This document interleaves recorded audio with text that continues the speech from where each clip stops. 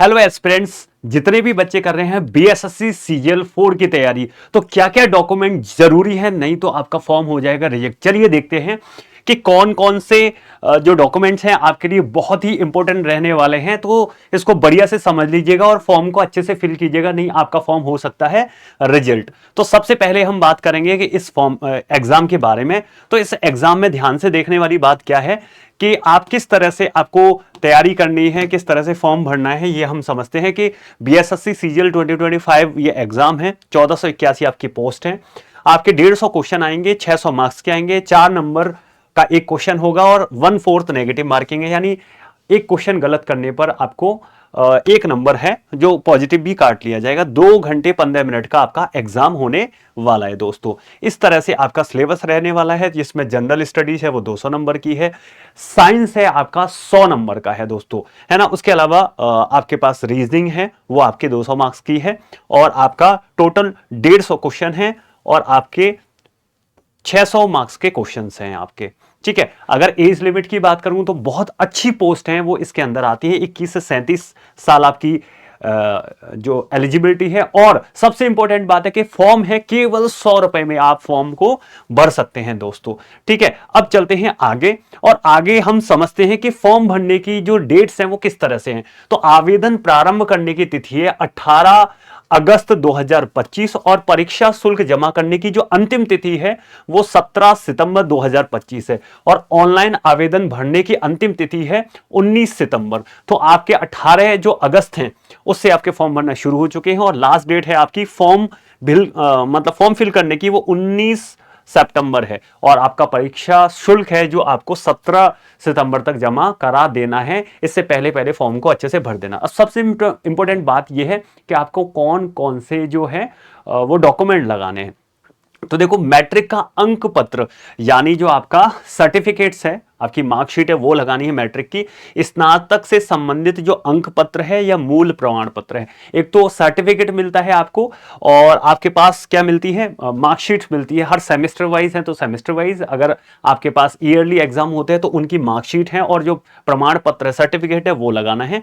उसके अलावा कुछ पोस्ट के अंदर जो एलिजिबिलिटी है, पीजीडीसीए है या फिर बीसीए या बीएससी आईटी है, उनका भी मूड प्रमाण पत्र है वो होने चाहिए, सर्टिफिकेट्स होना चाहिए या अंक तालिका आपके पास होनी चाहिए। उसके अलावा आप जहां जिस भी जिले के स्थायी निवासी हैं तो स्थायी निवास प्रमाण पत्र लगाना है और आवासीय प्रमाण पत्र जो भी है वो आपको लगाना है। उसके अलावा अगर आप रिजर्वेशन का फायदा ले रहे हैं तो आपको जातीय प्रमाण पत्र लगाना पड़ेगा।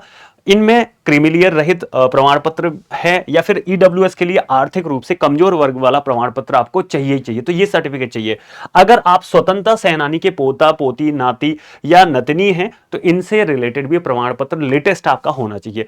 अगर आप हैंडीकैप्ड हैं तो आपको, दिव्यांग हैं तो दोस्तों दिव्यांग संबंधी जिस तरह की दिव्यांगता है उससे रिलेटेड आपका प्रमाण पत्र चाहिए। उसके अलावा उम्र सीमा में छूट के स्तर पर जो भी गवर्नमेंट ने रूल्स दिए हैं उन रूल्स को पढ़ के ही फॉर्म को फिल करना है ना। आप यहां पे समझ पाएंगे कि आपका अलग अलग क्या है, पोस्ट है, बहुत अच्छी पोस्ट है। जैसे सहायक प्रशाखा पदाधिकारी हैं, योजना सहायक है, कनीय सांख्यिकी सहायक हैं, data entry operator grade C की जॉब है, अंकेक्षण निदेशालय वित्त विभाग के अंदर है। तो लेवल आप देखेंगे 7, 6, 5 बढ़िया बढ़िया पोस्ट इसके अंदर आती हैं।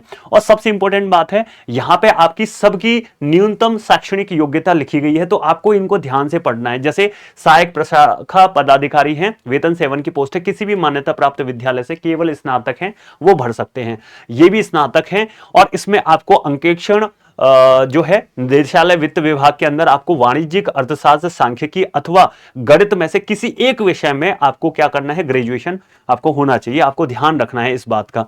उसके अलावा यहां पे आपका पत्रांक यहां पे दे रखा है, इसमें विषयों को स्नातक में मुख्य विषय के रूप में होने की अनिवार्यता आवश्यक नहीं है, यह आपके लिए एक नोट दे रखा है। उसके अलावा अंकेक्षण सहयोग समितियां या सहकारिता विभाग में वेतन 5 की जो जॉब है उसमें मान्यता प्राप्त विश्वविद्यालय से उत्तीर्ण, मतलब आप स्नातक हो, गणित के साथ में हो और वाणिज्यिक के अंदर स्नातक हो, तो ये एलिजिबिलिटी है। और डेटा एंट्री ऑपरेटर में आपका यहाँ पे बीसीए या बीएससी आईटी से या पीजीडीसीए का डिप्लोमा आपको चाहिए ही चाहिए। ठीक है, मतलब ये आपके पास क्या होने चाहिए, मान्यता प्राप्त संस्थान से आपके पास ये सारी चीजें आपके पास होनी चाहिए, तब आप इस फॉर्म को भर सकते हैं। तो ये आपकी जो डिग्री हैं, मार्कशीट्स हैं या फिर सर्टिफिकेट्स हैं, ये आपके पास होने ही चाहिए। उसके अलावा ऑनलाइन आवेदन भरने हेतु आपको क्या करना है, इस साइट पे जाना है, ठीक है, सारी प्रविष्टियों को अच्छे से भरना है। उसके अलावा ध्यान रखना है कि आपका अभ्यर्थी का नाम है, माता पिता का नाम है, जन्म तिथि, मैट्रिक जो की मार्कशीट है उसके अनुसार होनी चाहिए। उसके अलावा कुछ भी उल्टा सीधा नहीं भरना है, नहीं तो बाद में आपका फॉर्म रिजेक्ट कर दिया जाएगा। सभी अभ्यर्थी हैं उनको कैटेगरी ध्यान से भरनी है। अगर एससी से हैं तो एससी, ओबीसी से हैं, ईबीसी से हैं, जिस भी जैसे ईडब्ल्यूएस हैं तो जिस भी कैटेगरी से हैं वो ध्यान से भरना है, बाद में इसको चेंज करने का मौका ना मिलेगा आपको।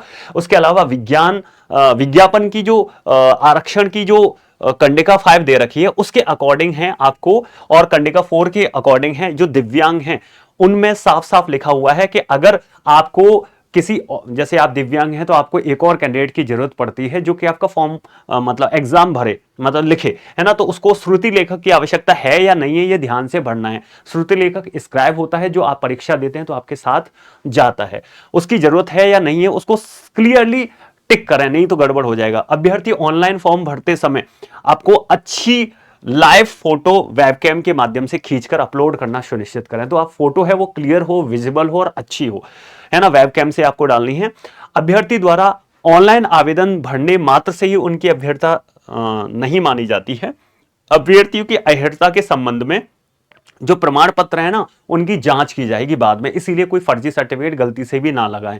उसके अलावा जो योग्यता संबंधी प्रमाण पत्र वही मान्य होंगे जिनका उल्लेख उम्मीदवारों ने अपने ऑनलाइन आवेदन पत्र में किया गया। ऐसा नहीं कि आपने ऑनलाइन आवेदन करते टाइम तो डाला नहीं, बाद में बोल रहे हैं डॉक्यूमेंट वेरिफिकेशन के पास कि हम तो इसके लिए जी एलिजिबल है, ये हमारा सर्टिफिकेट है, उसको माना नहीं जाएगा, है ना। उसके अलावा अभ्यर्थी को सभी वांछित प्रमाण पत्र है, मूल प्रमाण पत्र में प्रमाण पत्रों की संख्या है, समीक्षा के समय सत्यापन हेतु जितने भी आप फॉर्म भर रहे हैं, जब डीवी होगा तो ये सारे आपके पास सर्टिफिकेट होने चाहिए दोस्तों, है ना। तो ये सारी चीजें आपके पास होना जरूरी है दोस्तों। अब मैं बता देता हूं कि ये मेरा ऑफिशियल टेलीग्राम है, science by Prem sir text book. आपको किसी भी तरह की समस्या है तो आप यहां पे टेलीग्राम पे मेरे को डायरेक्ट मैसेज कर सकते हैं, और किसी भी तरह की समस्या के लिए आप मेरे को डायरेक्ट यहां पे मैसेज कर सकते हैं दोस्तों। अगर आप क्लासेस से जुड़ना चाहते हैं तो हमारी एसएससी सीजीएल 4 के लिए जो क्लासेस का टाइम टेबल है, 5 बजे जितेंद्र सर की क्लास होती है, 6 बजे मेरी क्लास होती है, 7 बजे आबिद सर की क्लास होती है, और 8 बजे हमारे पास निशा मैम की क्लास होती है। सीक्वेंस से जीके जीएस पढ़ाया जाता है, फिर आपका साइंस, रीजनिंग और मैथमेटिक्स आपको पढ़ाया जाता है। अगर आप सीरियस कैंडिडेट हैं और चाहते हैं कि अब सीजीएल 4 के फॉर्म आ चुके हैं, एग्जाम से पहले हो सकता है कि मतलब आपका जो इलेक्शन है उससे पहले एग्जाम पॉसिबली अगर हो जाए, तो उसके लिए आप सीरियस किस तरह से तैयारी करें, क्योंकि बढ़िया पोस्ट है और इस बार अगर आपका सिलेक्शन हो गया तो आपकी नैया पार हो जाएगी। तो दोस्तों उसके लिए आप क्या कर सकते हैं, बैच भी ले सकते हैं। बैच को कैसे लेना है, ये वीडियो चल रहा है उसके लिंक में जाएंगे, जैसे ही आप लिंक में जाएंगे जो वीडियो चल रहा है उसके नीचे तो मोर का ऑप्शन मिलेगा, जैसे ही आप इस पर क्लिक करेंगे तो बहुत सारी लिंक मिलेंगी। यहाँ पे बीएसएससी सीजीएल 4 पे क्लिक करेंगे, जैसे ही आप बीएसएससी सीजीएल 4 पे क्लिक करेंगे दोस्तों तो आपका ये कर्सर घूमेगा और एक नए इंटरफेस आपको मिल जाएगा। बीएसएससी सीजीएल 4 के लिए सम्राट बैच आपको मिल जाएगा। यहां सम्राट जो बैच है वो आपको अलग अलग प्लान हैं इसके, जैसे आप 5 दिन का प्लान ले सकते हैं 5 रुपए में, 3 महीने का 349 में। इसको और सस्ता लेने के लिए आपको एक अप्लाई कूपन कोड यूज करना पड़ेगा। कूपन कोड में दोस्तों आपको PREM, है ना, जैसे ही प्रेम कूपन कोड आपने अप्लाई किया है तो आपको 349 का 329 में, 1199 का 1099 में आपको मिल रहा है। तो कुल मिला के आपको याद ये रखना है कि आपको कूपन कोड क्या यूज करना है, PREM, प्रेम कूपन कोड यूज करना है। तो दोस्तों यही सारी चीजें मैंने आपको बतानी थी, और इस तरह से आपको सारी चीजें अच्छे से समझ में आ गई होंगी। किसी भी तरह का डाउट है तो कमेंट बॉक्स में कमेंट डाल के और अपने डाउट्स को पूछ सकते हैं। फिर मिलते हैं नेक्स्ट इवेंट में, तब तक के लिए जय हिंद, जय Bharat, thank you so much.